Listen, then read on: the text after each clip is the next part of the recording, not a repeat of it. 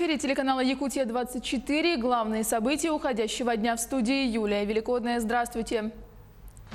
Трагедия в Благовещенске. Какие прогнозы дают врачи пострадавшим и когда решили возобновить занятия в колледже? Заказчики и общественники дали оценку проведенному ремонту дорог в Якутске. В чем основная причина отставания по срокам? Для лечения рака теперь не надо выезжать за пределы района. В Нерюнгри открыл двери онкологический центр амбулаторно-поликлинической помощи.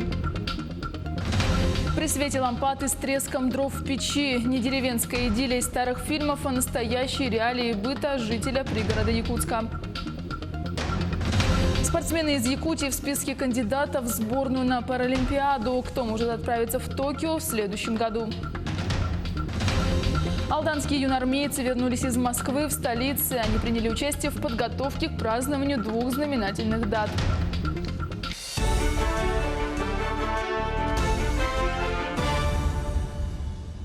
Занятия в колледже строительства и ЖКХ в Благовещенске, где произошла стрельба, отменены до понедельника. Напомню, 19-летний студент расстрелял из охотничьего оружия своих одногруппников, после чего покончил с собой. Один из учащихся погиб, еще трое с огнестрельными ранениями госпитализированы. В Минпросвещении рассказали, что устроивший стрельбу студент не был отмечен в конфликтах. Он также не отличился социальным поведением. Проводится допрос учащихся и сотрудников колледжа, назначены необходимые экспертизы. Пострадавших прооперировали. Значит, сегодня в 11 часов были доставлены два ребенка 17 лет после происшествия с диагнозами огнестрельные ранения. У одного ребенка шея, задняя часть головы, затылочная область и левое надплечье. У второго ребенка огнестрельное ранение ягодичного таза, ягодичной области. Дети прооперированы. Состояние одного из детей тяжелое, находится в реанимации. Второй ребенок средней степени тяжести находится в отделении. Власти Забайкальского края объявили 15 ноября траурным днем после двух ДТП с жертвами. Отмечается, что в двух авариях в Вагинском Бурятском округе за последние сутки погибли 11 человек, 5 травмированы и госпитализированы в Вагинскую окружную больницу.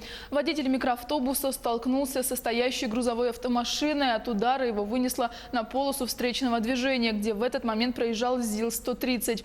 На месте погибли 6 человек, трое получили травмы.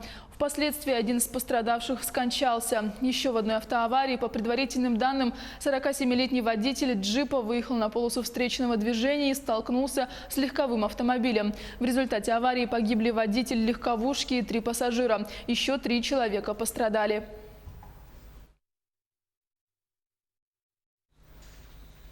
Детям из одной семьи, проживающим по одному адресу, дадут право преимущественного приема в те школы, ясли и детсады, куда уже ходят их братья и сестры. Депутатский законопроект, направленный на поддержку семей с детьми, Госдума приняла в 3-м окончательном чтении. В некоторых регионах отмечались сложности с зачислением младших детей в ту же школу, в которой обучаются их братья и сестры. Больше родителям не придется водить детей в разные учебные учреждения, зачастую значительно отдаленные друг от друга.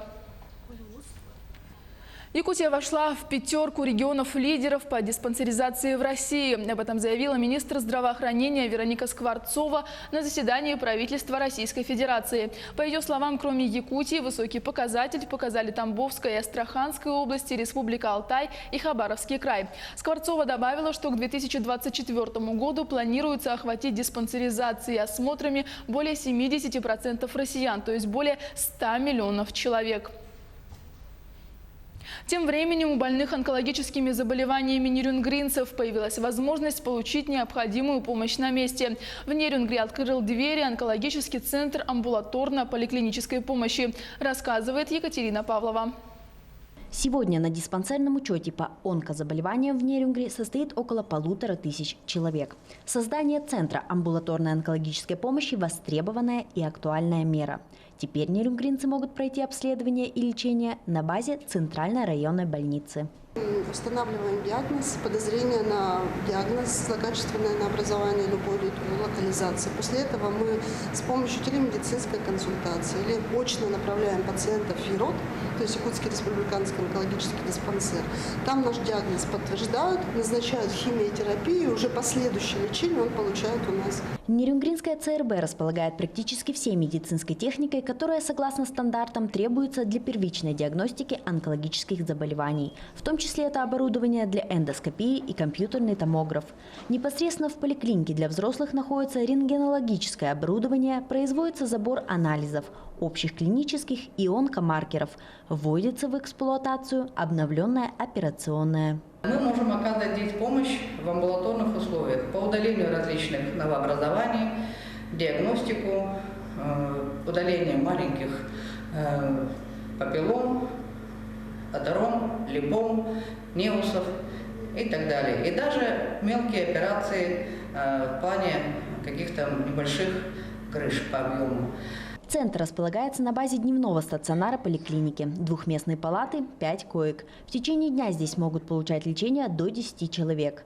Ламинарный шкаф позволяет разбавлять препараты для химиотерапии в безопасной среде. К онкологу за это время обратилось, не прошло еще месяц, около 200 человек. Здесь мы только начали работать. Сегодня мы приняли нашего первого пациента. И мы будем достаточно много пациентов принимать уже до конца года. Эффективность химиотерапии должно повысить применение инфузионного насоса инфузомата, медицинского прибора, за счет которого возможно внутривенное вливание лечебных растворов с различными дозировками и скоростями.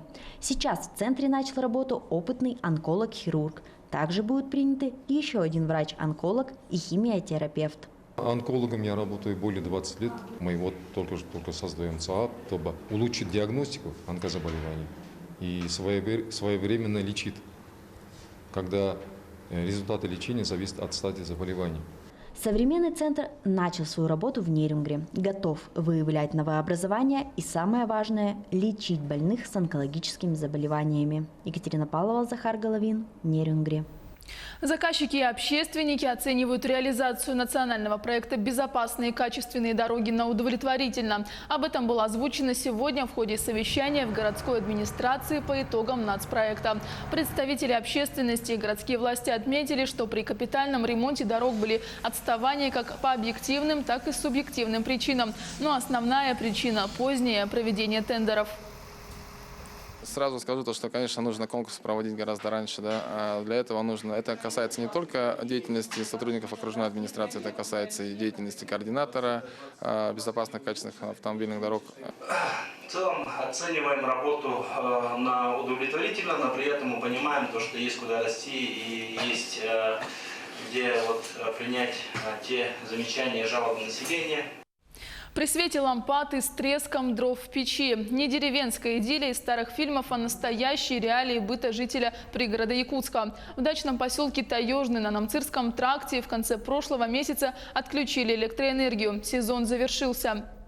Однако один житель остался, инвалиду первой группы. Теперь приходится выживать в таких условиях. Просьбы его остались без ответа у руководства товарищества «Своя правда». Продолжит Саргалана Захарова. Наготове всевозможные средства для жизни без электричества. Солнечные батареи, фонари, газовая плита. Маленький дом согревает печка, но все равно прохладно. Тудар Чебан живет здесь с 2005 года. Купил дачу, завел огород, разводил кроликов и коз. Но в прошлом году обморозил ноги, пришлось ампутировать. А вместе с этим и отказаться от хозяйства. С тех пор началась черная полоса в жизни. Сколько я находился в больнице, ко мне на территории, на этой моей частной собственности, зашел человек. Исчезл мотоплуг, сварочный аппарат, бензопила, насос глубинный и 35 метров шланга, который я поливаю, огород поливал. Но нету их и вообще. Но сдаваться мужчина не собирался, да и сейчас, несмотря на инвалидность, планирует расширять теплицы и грядки. Огород и самого кормит и прибавка к небольшой пенсии. Все на коленках в прямом смысле. Однако 31 октября в садовом товариществе отключили электричество. По словам Тудора, это все проделки председателя СНТ «Таежный». Женщина пытается выжить его со своей же территории. В этом году было такое собрание в июне месяце. Я хотел туда попасть. написал себе в журнале то, что задавать какие вопросы. Она мне сказала в лицо: вы не член Соцтаежного, как я не могу быть членом, если это у меня дом, земля, все мое частной собственностью, приватизированное. А идти, говорит, некуда. Дача – единственное жилье, да и не хочется оставлять имущество мародерам. Купить квартиру не может, ипотеку никто не даст. У Тудора нет российского гражданства, хотя в стране он живет уже 19 лет, а в республике 14. Каждый раз на запросы приходит один ответ – очередное продление вида на жительство. Мне не надо на том свете гражданства, мне на этом свете нужен гражданство. В том, что я хочу жить в той стране, которой я люблю ее. И я ни в чем не виноват перед ней. Я хочу тут жить. От обиды Тудор уже не может сдерживать слезы. Почти треть жизни – борьба за место под солнцем. А сейчас еще и за свет в доме. Мы обратились к председателю товарищества. У Галины другая версия происходящего. За прошлую зиму долгов накрутилось по энергетике аж на 60 тысяч рублей. Тогда оставался жить в дачном поселке только Тудор. Выплачивать такую сумму он отказался. Говорит, что физически не смог бы истратить столько энергии. Пришлось ее разделить на всех дачников и погасить задолженность. Отключение электроэнергии у нас происходит уже с того года. Общим собранием членов нашего СНТ «Таежный». Есть протокол. В этом году тоже также проводили собрания по этому поводу. Да, у нас были долги. Получается, у нас этот товарищ Теодор Матвеевич Чобан зимовал. И он у нас свет нажег на 60 с лишним тысяч. По словам Галины, рассказы о личной неприязни к Тудору – ложь. Она говорит, раньше мужчина был нормальный. Конфликты начались после потери ног. Членство в товариществе никто не отбирал, собрание игнорирует, взнос в этом году тоже не выплатил. Каждый остался при своем мнении. Тудор отступать не собирается и планирует отстаивать свои права в суде. Саргалана Захарова, Семен Семенов, Якутск. Ежегодно во второй четверг ноября в мире отмечается День качества. Ежедневно мы покупаем продукты питания, молочную продукцию, хлеб, яйца, консервы и макаронные изделия. Как часто при этом мы задумываемся о качестве этих продуктов? Попадаются ли нам просроченные и кто должен следить за сроками и качеством? Ульяна Шагина осмотрела продуктовые прилавки и готова рассказать о результатах проверки. Наш поход в один из гипермаркетов Якутска начался со скандала. Женщину возмутило, что ей продали мясную продукцию ненадлежащего качества. Все гнилое абсолютно, мясо гнилое, мираторговское мясо постоянно гнилое продают. И просто пользуются тем, что нам лень возвращаться. В таком большом гипермаркете, конечно же, есть свой отдел качества, который ежедневно проверяет свою продукцию. Тем не менее, мы решили спросить у покупателей, обращают ли они внимание на срок годности, на этикетку той или иной продукции перед покупкой. Конечно, в первую очередь. А бывает такое, что, допустим, попадается некачественная продукция? Нет, я всегда тщательно выбираю. Ну, если что-то такое покупаешь, что уже срок годности обязательно смотрю, то смотрю, конечно. Отдел продаж в этом гипермаркете проводит довольно-таки серьезную работу по отслеживанию качества продуктов питания. Проверки осуществляются ежедневно. Кроме этого, тесная работа ведется и с Роспотребнадзором. Каждый день обходит продавец, закрепленный за каждым отделом, и проверяет сроки годности, наличие сроки годности, чтобы не было у нас просрочки. Ведется ежедневный контроль качества именно по продукции. Продукты, у которых истекает срок годности, попадают под акцию, а с истекшим сроком просто изымаются. Просрочки у нас так таковой не бывает, потому что у нас аналитика и логистический центр хорошо отработан. Мы знаем, сколько потребности, допустим, на месяц, даже на квартал, так что у нас просрочки практически не бывает. За 9 месяцев этого года в региональный отдел Роспотребнадзора поступило около 300 жалоб в сфере розничной торговли, в том числе и на некачественные продукты питания. Конечно, количество обращений могло быть и больше, но опрос показал, многим просто лень обращаться в соответствующие органы, а многие и не знают, куда именно нужно подать жалобу. Сами знаете, как у нас обращаться. Пока чего-то добьешься, пока будешь ходить, так проще эти копейки выкинуть, как говорится. Не знаю, соцзащиту, наверное. Даже не знаю. Роспотребнадзор. Действительно, в управлении Роспотребнадзора существует целый отдел по защите прав потребителей, куда можно обратиться как по телефону, так и с письменной или электронной жалобой. Но перед этим нужно обязательно обратиться к индивидуальному предпринимателю или юридическому лицу, который должен либо принять товар и вернуть деньги обратно, либо заменить его. После того, как к нам поступила жалоба, она должна быть зарегистрирована в течение 3 дней. И потом отписано специалисту. Специалист в течение 30 дней должен ответить на эту жалобу. Параллельно можно подать и исковое заявление в суд, чтобы не просто оштрафовать нерадивого владельца магазина, но и взыскать с него полную стоимость товара, а также неустойку в размере 1% от стоимости товара за каждый день просрочки. Но лучше, конечно, перед покупкой обращать внимание на этикетку того или иного продукта. В случае сомнения требовать с продавцов полную и достоверную информацию о потребляемой продукции. Ведь качественные продукты питания – это в первую очередь залог нашего с вами здоровья. Ульяна Шагина, Семен Семенов, Якутск. Сейчас небольшой блок рекламы. Смотрите далее на телеканале «Якутия-24». Спортсмены из Якутии в списке кандидатов в сборную на Паралимпиаду. Кто может отправиться в Токио в следующем году? Алданские юнормейцы вернулись из Москвы. В столице они приняли участие в подготовке к празднованию 2 знаменательных дат.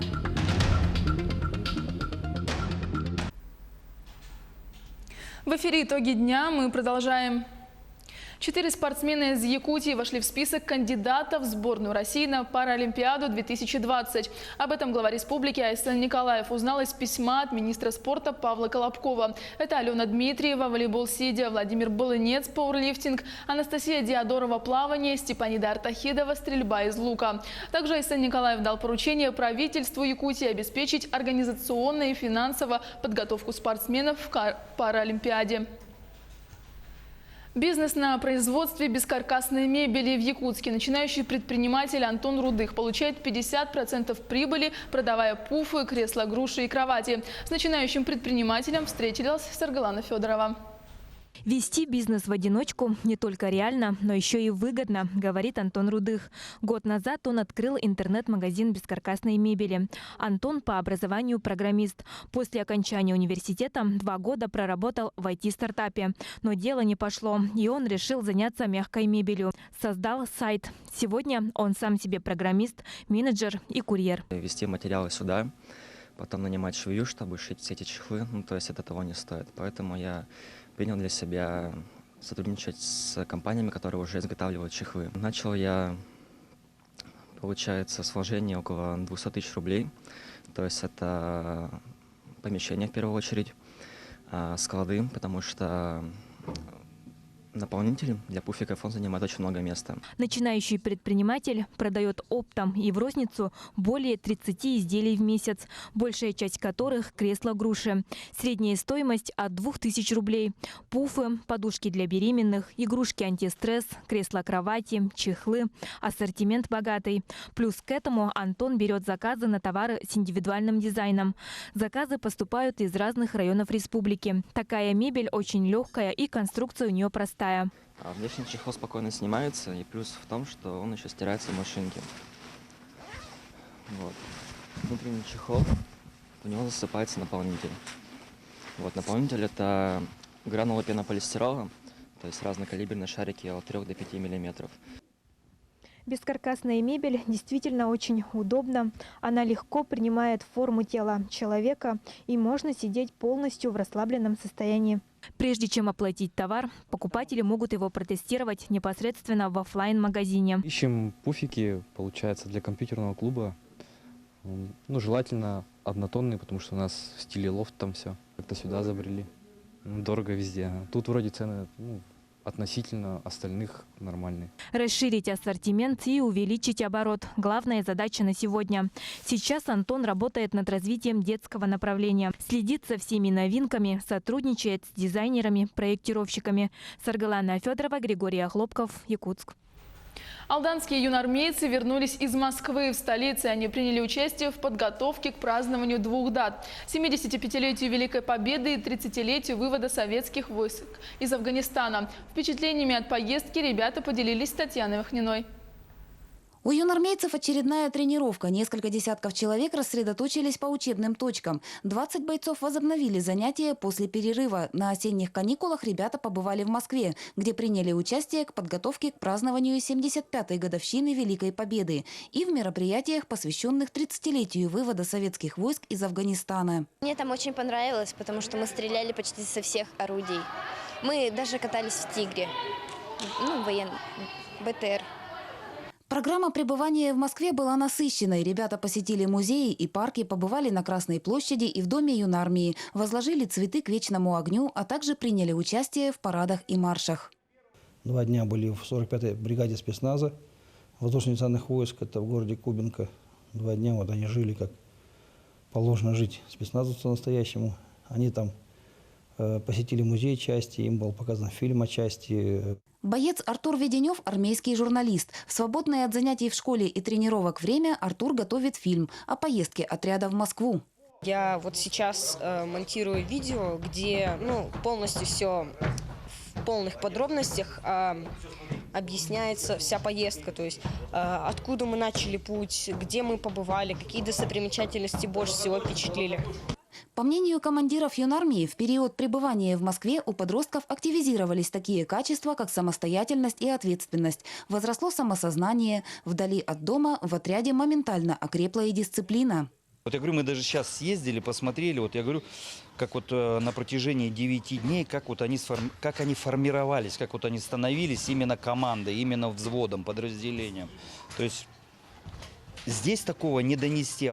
Сегодня в Алданском отряде юнармии порядка 120 бойцов. Самым маленьким исполнилось 8 лет, старшие – выпускники школ. Служба в отряде популярна как у ребят, так и у девчонок. Представительницы прекрасного пола с удовольствием надевают форму и занимаются силовой подготовкой. А многие школьники рассматривают службу в юнармии как подготовку к будущей профессии. Татьяна Вахнина, Сергей Шипачев, Александр Лукин, Алдан.